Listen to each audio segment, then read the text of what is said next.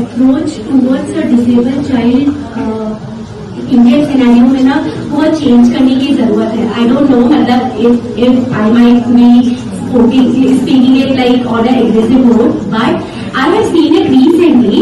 Like recent papers ऐसा बोलते हैं, working towards society, then you will be definitely like you will be having a definite goal, you will be having a definite mindset कि हाँ मुझे society में actually में change लाना है.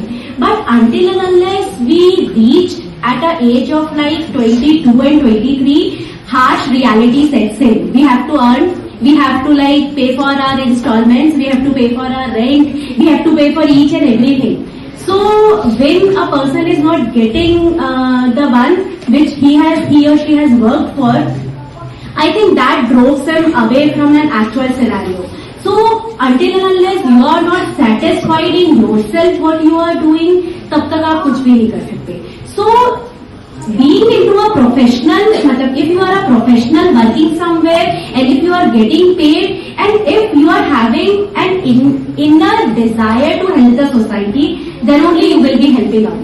So I think कि वो inner desire कहीं ना कहीं institutional level पर ही develop नहीं हो पाती है. Okay, so people बहुत affordable है, you don't have to travel, कुछ भी नहीं करना. तो एक बहुत ज्यादा इंक्लूसिव कल्चर हम उस तरीके से बना सकते हैं. This is what and yes हमारा टेक होम मैसेज यही होना चाहिए मतलब ऑन डिसेबिलिटी डे. अगर अपने माइंड सेट को बदले, अपने पर्सपेक्टिव को बदले तो एवरीथिंग इज पॉसिबल. और हम सिंपैथी की जगह रिस्पेक्ट लेकर आएंगे जब अपने मन में या अपने नजरिए में, वो सबसे इम्पोर्टेंट है. एंड जैसे बोलते हैं ना चैरिटी बिगिंस एट होम, तो ये माइंडसेट हमें खुद से पहले लाना चाहिए. हम खुद के अंदर लाएंगे कि हम क्या चेंजेस कर रहे हैं, तब हम देख सकते हैं कि गवर्नमेंट क्या चेंजेस कर रही है, पॉलिसी क्या चेंजेस कर रही है, पेरेंट्स.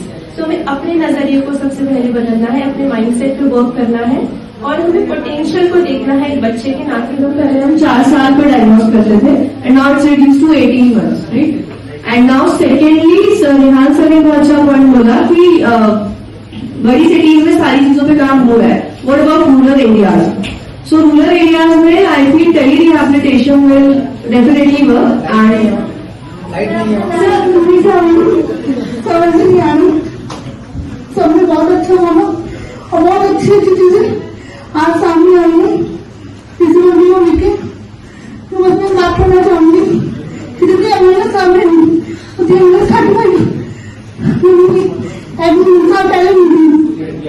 किसी भी तरीके से जो कॉम्प्लिकेशन डेवलप हो जाते हैं जिसकी वजह से वॉकिंग पैटर्न बहुत मुश्किल हो जाता है. जैसे एज ए फिजियोथेरेपी जो समझते हैं कि सीजरिंग गेट डेवलप हो जाता है. अगर हमें शुरू में मिल जाए पेशेंट और वहां पर हम एडेक्टर्स को अच्छे से रिहैब कर लें तो वो चीजें नहीं होंगी. तो एज एन रिहैब प्रोफेशनल सबसे ज्यादा जरूरी ये समझना है हम लोगों को कि हम केस को रेफर करना सीखें.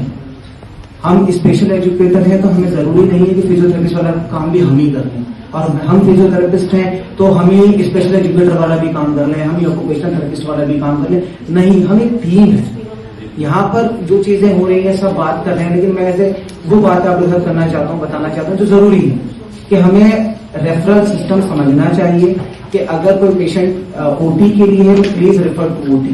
जो आपकी स्पीकिंग को और ज्यादा एनहांस कर रहा है. नॉट एज इट कि हम आपको आके बोलना सिखाएंगे, बट कभी कभी कुछ चीजें होती है कि हमें अगर बहुत ज्यादा एजुकेशन नहीं मिल रही है, वी थिंक हम लाइफ में कुछ नहीं कर पाएंगे. इन लोगों का वो हो जाता है यार हम यूनिवर्सिटी नहीं गए, अब क्या ही हमारी जिंदगी में जॉब नहीं मिलेगा. It is not that. आपको एक चीज होती है आपकी आवाज, आपकी खुद की आवाज, जो आपसे कोई छीन नहीं सकता. ऐसे आपकी आवाज को अगर आप उस लेवल पे तैयार करोगे या कर सकते हो तो आप एक्चुअल में दुनिया में बहुत आगे जाओगे. एज अ लीडर में भी having organisations under you and a lot of things more. So प्रजातंत्र इज ओरिजिनली ऑर्गेनाइजेशन जो कॉन्फ्रेंसेस बिठाती है. हम सब ने डिबेट्स देखे हैं, हम सबको पता है एन्यूएंस क्या होते हैं.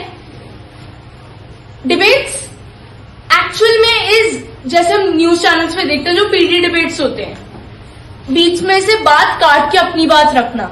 डिबेट वो होती है जहां पे आपको पता है आपको क्या बोलना है, rather than a very prescripted thing.